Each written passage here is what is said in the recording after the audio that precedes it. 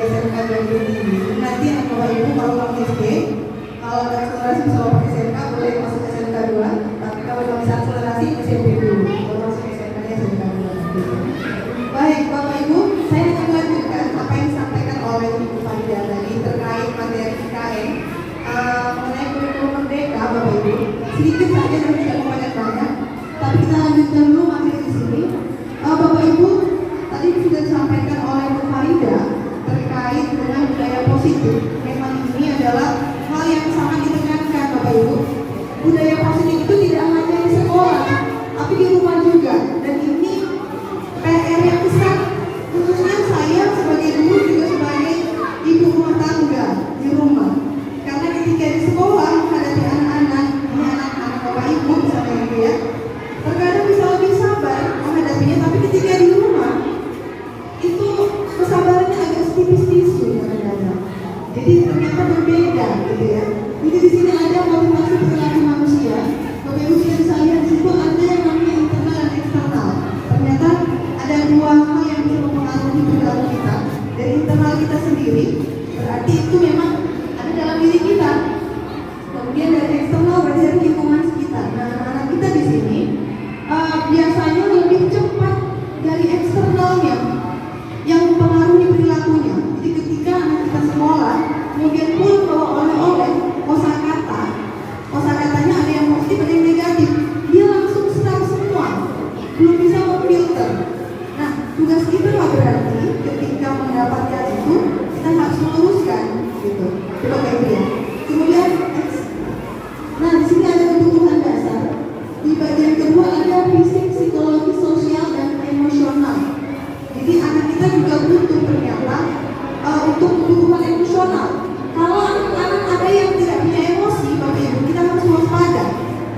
Berarti bisa jadi itu salah satu gejala kalau di Bapak Ibu yang suka nonton drama Korea. Ini lagi viral, anak-anak suka nonton drama Korea ya. Nah di situ ada yang namanya apa ya, pembuluh darah dingin begitu. Itu mereka tidak punya emosi.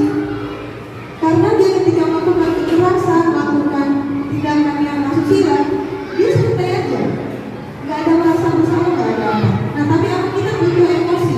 Ketika dia menangis, kita jangan bilang jangan nangis, nangis saja, jangan nangis. Ketika kita bilang jangan nangis padahal dia saat itu sedang sedih, kita membatasi emosinya. Jadi biar saja dulu dia meluapkan nangisnya, kita tungguin. Udah, kalau dia mau nangis aja dulu. Biar ibu dengerin dulu, nanti kita cerita dia nangis kenapa.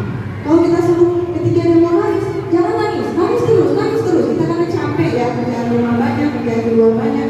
Akhirnya dia tidak pernah meluapkan emosinya. Sejak saat kita bilang begitu, dia nggak pernah nangis lagi. Kita merasa, oh alhamdulillah nggak mau nangis lagi. Ternyata dia memendam emosinya. Jadi anak yang tertutup nggak mau lagi meluapkan emosinya. Itu ternyata kita melakukan hal yang salah Bapak Ibu. Itu hal yang sederhana. Kemudian di sini ada posisi kontrol restitusi. Ini saya ingin berbagi juga dengan Bapak Ibu yang ada di sini di SD di dampingi oleh Bu Farida. Seberapa Bu? Iya, nomor 3080. Ada 5 Bapak Ibu posisi kontrol restitusi. Ini sekarang bukan menjadi tugas Bapak Ibu guru, tapi di rumah juga kita sebenarnya harus tahu 5 posisi kontrol itu sebagai apa.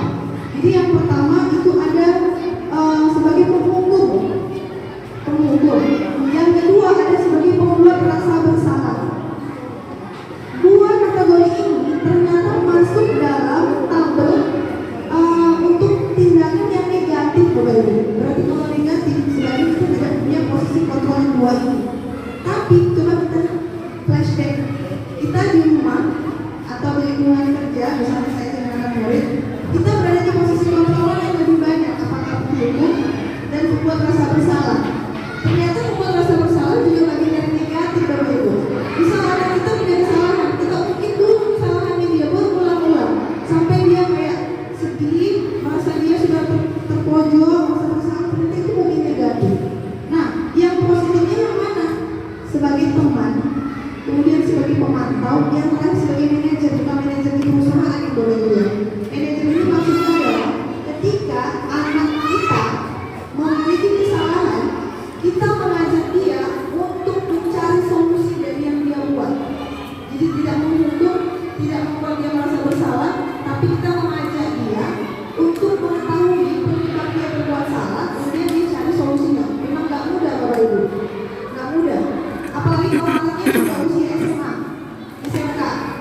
yang merasa dia sudah benar gitu, padahal dia berbuat salah, itu tidak mudah.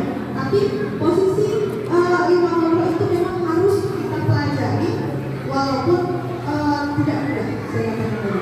Yang kemudian adalah keyakinan kelas. Bapak Ibu, tadi sudah disampaikan oleh Bu Farida juga, di kelas, di kurikulum Merdeka harus dibuat namanya keyakinan kelas atau kesepakatan kelas, bukan peraturan kelas. Kalau peraturan berarti guru yang buat, anak murid harus ikuti.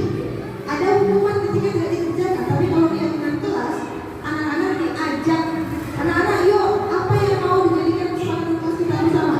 Semuanya punya pendapat. Misalnya dia bilang, Bu, datangnya tepat waktu Bu, kalau ada sampah ikutin. Jadi semuanya dipaparkan di atas, di dinding, kemudian dijadikan satu untuk ditempelkan di dinding, tapi berdasarkan keyakinan sama-sama.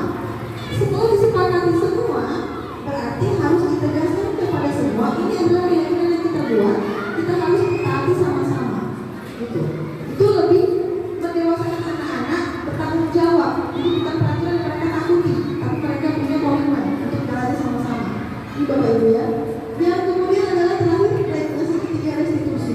Ini adalah rekomendasi yang diberikan 3 langkah.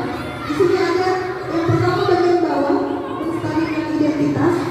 Misalnya ada anak yang berbuat salah, maka kita stabilkan identitasnya. Misalnya kita tanyakan begini, oh iya, wajar sebenarnya, setiap orang pasti punya kesalahan. Pernah berbuat salah, barangkali mungkin punya kesalahan, pernah berbuat salah. Itu di tahap menstabilkan identitas. Mungkin Bapak Ibu masih agak awam dengan bahasa yang terlalu baku gitu ya. Tapi dengan kata lain yang saya sampaikan tadi, itu dulu. Ketika anak berbuat salah, itulah formulanya udah dibilang kayak gini, baru langsung kita gini gitu ya. Kita langsung menjudge, belum tahu dulu titik masalahnya apa. Tapi yang distabilkan dulu, memang semua orang pasti pernah buat salah, itu juga pernah buat salah. Masuk ke tahapan validasi tindakan yang salah, gitu ya. Mungkin menurut adik cara yang berbuat itu benar, tapi mungkin belum tentu benar juga. Jadi dikelola dulu, ditanyakan dulu pelan-pelan, apa sih yang membuat dia melakukan itu. Sampai di tahap terakhir menanyakan keyakinan, menanyakan kepada bidang, apakah yang menurut adik lakukan itu memang sudah benar, atau mungkin ada hal yang lain yang seharusnya lebih benar yang harus dilakukan. Sampai tahap itu dia akan berpikir, walaupun di saat yang sama bisa jadi anak kita itu tetap menolak. Dari segi ucapannya dia menolak, dia tidak mau mendengarkan kita, tapi di hatinya dan pikirannya dia akan berproses. Itu Bapak Ibu, pelan-pelan. Ya, jadi kesimpulan dari hal ini Bapak Ibu, untuk budaya positif, saya nggak lama-lama Bapak Ibu bisa cepat aktivitas lagi. Intinya adalah ketika kita mau menciptakan budaya positif Bapak Ibu, kita harus bersinergi. Bapak Ibu sebagai orang tua anak kita di sekolah harus bersinergi dengan gurunya, dengan pihak sekolah. Jadi tidak serta-merta mengizinkan masuk, oke sudah, tidak. Boleh komunikasi Bapak Ibu, karena budaya positif tercipta dari rumah, di lingkungan rumah, di sekolah. Semuanya akan terbawa. Jadinya semuanya punya tanggung jawab yang sama. Tidak hanya ketika anak berbuat salah, ini gurunya ngajarin apa sih di sekolah? Atau gurunya ketika anaknya mau bawa kasus dari rumah, ini kayak mana nih orang tuanya? Kok bisa gini anaknya? Jadi tidak saling menyalahkan, tapi mencari penyelesaian dari permasalahan. Mungkin itu yang bisa saya sampaikan Bapak Ibu. Terima kasih banyak atas waktunya, perhatiannya Bapak Ibu. Semoga anak-anak Bapak Ibu yang bersekolah di sini menjadi anak-anak yang berkarakter, anak-anak yang beretika, berbudi luhur. Itu yang paling utama Bapak Ibu ya. Di atas dari akademisnya bagus gitu. Karena kalau di Australia Bapak Ibu, guru-gurunya lebih takut muridnya nggak bisa ngantri ketimbang nggak bisa matematika.